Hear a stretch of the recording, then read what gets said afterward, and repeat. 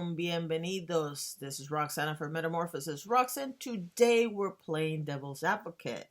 And the question of the day is mango tea the new John Kuckian? Now, y'all know I'm not a drama channel. I am however, commentary. And because I have a difference in age with most of the people I comment on, I have a completely different perspective on some issues. On some issues, I have um, the same point of view as most people. Now, the reason why I'm making this video is because Mango T has made a series of videos where he expresses certain opinions. And the first thing I want to say to everybody is that I am a firm believer that your opinion about me is none of my business. And that is positive or negative. If you like me, it's because your experiences have created some kinship with me. If you don't like me, it's because maybe I remind you of somebody in your past, or maybe I remind you of something about you that you don't like, etc. So basically what I'm trying to say is that whatever your experience is with a person has everything to do with you and nothing to do with that person. Give you another example. If you see a man in a grocery store and you don't like him because he talks to you in a certain way, that's based on your experience with other people that are about the same way he is. He might be the nicest guy on earth that's just having a bad day, but because your experience with people that look like him or that they're grumpy, you automatically might label him grumpy. I don't know if that makes sense, but that's what I'm trying to say with your experience about somebody has more to do with you than it does with them. The reason why I make that clear is because yesterday's Mango Tea video made a couple of statements that as soon as I heard them reminded me of the previous video he did, and all I kept thinking is, but that's your opinion. That's not reality, okay? Example number one, he has a riff with Dustin Daly. He thinks Dustin Daly is jealous of him because he's going up and Dustin Daly is not moving as quickly. First of all, I don't compare myself with anybody else. I have 170 viewers. I don't have the 10,000 hours, but it doesn't matter because the rules were changed. I stay on my lane, watch everything unfold, and comment on things that are happening, but I don't really compare myself with anybody because I'm doing my own thing. Now, when Mango started doing drama, because I've watched him before, he used to be in Scientology, and so I've watched some of his videos in the past. When he started doing drama videos, he was funny. He was very funny. And the fact that he was funny, automatically, I don't mind funny. I like people that have a sense of humor about things because it ain't that deep, okay? So I like them. I don't really care for him twerking because I don't like people twerking in general. It has nothing to do with him specifically. I just don't get twerking. I never have and never will. And probably because I don't know if I tried it, I could do it, but I don't. It just looks painful. But anyway, he was funny. He talked to his dogs, blah, blah, blah. No big whoop. There is a conversation that he got a little piece of the conversation between Dustin Daly and Peter Mon. And he automatically took it to mean that Dustin Daly was shading him, I guess. I don't have the context of the entire conversation to make that deduction. What if they were making fun of Stephen Mango? They were just talking about different drama channels and saying what their shtick is. Because at the end of the day, the drama poodles are his shtick, right? Just like Peter's is the phone and everybody has something. But he took it personally. Should he have taken it personally? I don't know. Because again, I didn't see the entire video. We just saw a little piece. It could be true. It could not be. For all I know, Dusty might be jealous or not. It doesn't matter. At the end of the day, what do you care what other people think about you? I mean, really? Example number two. He says in the video two times, if I'm not mistaken, that he has never said anything bad about Sanders Kennedy. But on the previous video, when he talked about Gerard Cosmetics, and he actually had taken down a video and posted a second video about the situation, in a couple of occasions, he insinuated that Sanders was in cahoots with the owner of Gerard Cosmetics to discredit the employee that was complaining. So basically, you're questioning the integrity of another YouTuber, but you're not shading them and you're not talking trash about them. Think about it for a second. Yes, you are. At the end of the day, you are. The third thing that I find amusing about this whole story is, again, the whole thing about people going on live streams or on their videos or going on Twitter and subtexting. I still don't think I understand the whole concept of subtexting. I call it passive aggressive tweeting, but that's another story. Bottom line is, context, people, context. Are people joking? Are people being serious? Does it really matter? Should you care? Stay on your damn lane. Do your own thing. We all say things about somebody else in the middle of a conversation for no reason whatsoever. That doesn't mean we hate somebody. It just means we had somebody mentioned something and it brought out a person in a conversation. That doesn't mean that if I don't like you, I'm not going to stand in front of you and tell you I don't like you or I like you or whatever. It's not hypocrisy. It just means that in the middle of a conversation, somebody asked a question and the question was answered. So stop finding at the end of the day, it's really funny to me because the bottom line is that the drama channels have become the drama. And because I'm always suspicious about drama, I have, because I'm older, and Peter Munn has brought this up several times on his channel, and once I actually made a comment about it, and he answered me because we were both thinking the same thing. Back in the 30s and the 40s and even the 50s, and if I'm not mistaken, it lasted until the 60s, Hollywood would hire the reporters to write the stories based on what they wanted to be promoted.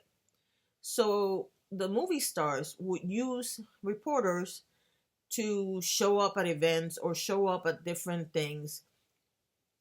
Basically, what it meant was if they needed a little publicity to stay in the public eye, they would call a reporter so that the reporter would follow them.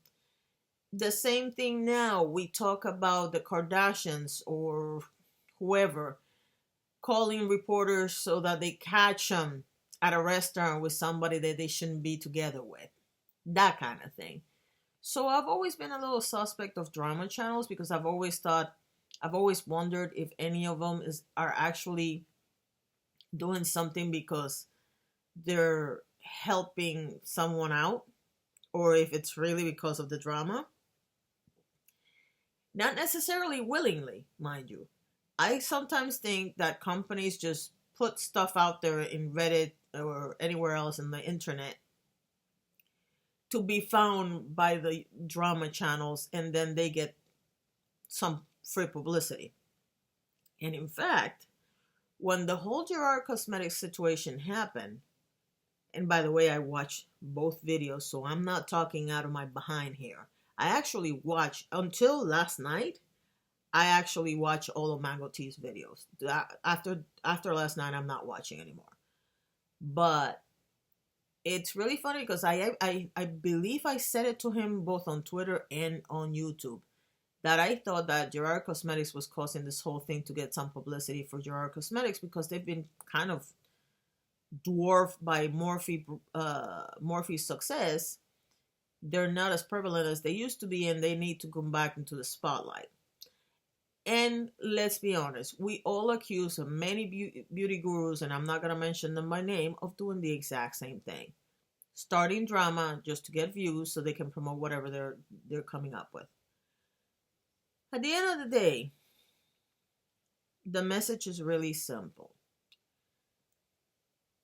For Mango Tea, and the reason why I said, are you turning into the next John Kuckian, is because it seems to me that you are working your way towards everybody hating you. And you have to remember that the drama community is like a family. When They all talk trash about each other. They all shade each other. But when push comes to shove and somebody attacks them, like Kuckian attacked Peter, they all band together to help the real deal come out on top. You saw it with Peter Mon, and you will see it again. Every community on YouTube, if you've noticed, does that. If somebody's in trouble, they'll rally around him. I don't know if you know who Angry Grandpa was, but when Angry Grandpa passed away, I think every YouTuber on their same lane sent them condolences. Keemstar even showed up to the memorial because Kid Behind the Camera had an entire segment of them, showing them around town and going to the ceremony and whatnot. People rally around each other when they need to. The rest of the time, we all make fun of each other. We all go and comment on each other's pages. And this is true for everybody. Drama community, beauty community. I like to watch artists draw and paint. I love watching organizers organize their planners, even though I have yet to be able to organize a planner like these people do. I watch a lot of YouTube because I actually like YouTube. And I found it very interesting and very telling that one of the arguments that you used, and yes, I'm talking to you directly, Stephen Mango. I know you're not going to watch this video, but I have to say this. One of the comments that you made that I found interesting was you determined who was friends with who, and you made a statement about, who you're friends with determines how they perceive you in the drama community. And that's not entirely true because the evidence that you used for that particular statement was the fact that somebody commented, I believe it was on Dustin Daly's feed. Excuse me. I comment on Dustin Daly's feed. I comment on Tony Michelle's feed. I have commented on your feed. I talk to Peter Mon on Twitter all the time. I've made comments on Jeffree Star, Manny, Nady. That's the way we all tell you guys what we think. Well, if you don't block us. That doesn't mean that we're friends in real life. It just means that we like you, or we support you, or we agree with you, or we disagree with you, and we want our voices to be heard. That's the whole point of Twitter, is to get a little closer to the people that we want to talk to. And if you're going to automatically assume that because somebody made a comment on somebody's feed, that particular drama channel is not going to talk trash about them, you're insane. That's not how it works. That's not how any of this works. Now, you said that the reason why you were, that you were new and that you apologize and blah, blah, blah. And this is the last message I'm going to say because I don't want this to go past 15 minutes. You said you're an investigative reporter on this last video of yours. Well, you missed the mark on investigation. You're married to a lawyer. You should know better. If you say it's so easy to find and it's public knowledge to find the EEOC complaint against Jennifer Gerard, it should have been just as easy for you to find out that she had accused this guy of being a stalker. And that's where you should have stopped this whole thing, because I'm sorry, since I don't talk about other people's situations in terms of personal stuff, I'm going to give you a hint. Stalkers, not a joke.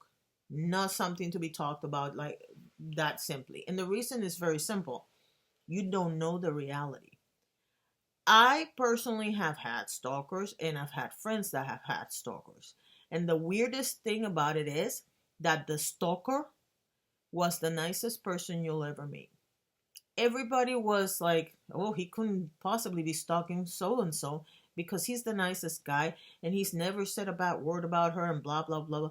And the guy was stalking the crap out of her because we actually caught him. We actually followed him one time because he was in the bushes in her house. So you really don't know who a stalker is or isn't. And as soon as and if you would have been doing your due diligence, you would have found out that she had complained about him, and then you would have let it go. But instead, you decided to support the guy Maybe because you've been on that side of of a situation before and you empathize with the guy. Maybe you know the guy. I don't know. I honestly don't know why you decided to go on his side instead of just staying neutral and telling the story, period. But the bottom line is this. I don't know if you noticed that when you made the entire video about the second video about Gerard Cosmetics situation, you basically were blaming her for everything that happened. You were painting her in a bad light. You were insinuating that she was the bad guy the entire time. And you don't know because we weren't there.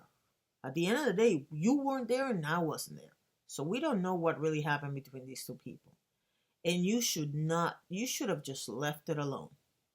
You decided, and that's your right, to make a video about the situation.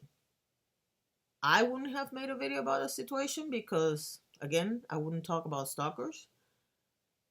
But the only stalkers I would talk is about my own situation, just as a story time. But I would not talk about stalkers because it's a very scary situation. You say that this is public information that everybody could find. I just spent, and you said would take you 2 minutes in Google. I just spent 10 minutes on Google trying to find. I looked under Jennifer Gerard, Gerard Cosmetics, Gerard CEO, Gerard Cosmetics versus EEOC, EEOC claims against Gerard Cosmetics, and I couldn't find not even the highlight. Every time I Google search it, something else came up and it had nothing to do with Gerard Cosmetics. So I don't know how easy it is to find. It might be easy, I don't know. But I didn't find it as a simple search. And I'm talking to you as the perspective of somebody that's not knowledgeable about how to find a claim on the EEOC. It's not that simple. So it's not that common knowledge. Some of the things that we talk about here on YouTube are not common knowledge to the average person that watches our videos. Give you the perfect example. Dishwashing liquid just made a video about, oh God, the sparkly girl. I've never watched any of that girl's videos, but I found Dishwashing Liquid's video to be hilarious, so I watched. Keep in mind that not everybody that watches your videos is as knowledgeable about the situation as you are. And there are things that we should not talk about. I really wish that drama channels would stick to drama in the community that they decide to go and not on the personal lives of people. I really wish we wouldn't make fun of people for being fat, for being skinny, for being stupid, for being smart, for being ugly or pretty. For some reason, we have gotten into this realm that it's okay, it's all bets are off and we can attack people for whatever. It's wrong. Don't think I didn't notice that yesterday when you were reading Dustin Daly's tweets, you were doing an accent. I thought that was unnecessary, to be honest with you. Other people might not find it offensive. I actually didn't find it offensive, but I thought it was tacky. Think about what you produce. You are actually funny, and I think you can keep on going. And the part about you doing merchandise, it doesn't bother me. That part doesn't bother me. What bothered me is that you didn't give us the whole story. Your fans might think you gave them the whole story, but you really didn't give us the whole story. And as far as Gerard Cosmetics, I think you made the wrong decision when you decided to go forward with it. Stop with the madness. The drama community does not need to be the drama. Thank you for watching. Let me know what you think in the comments section below. And don't forget to hit that like button and subscribe. We have new things coming up next week. Have a nice day. Bye.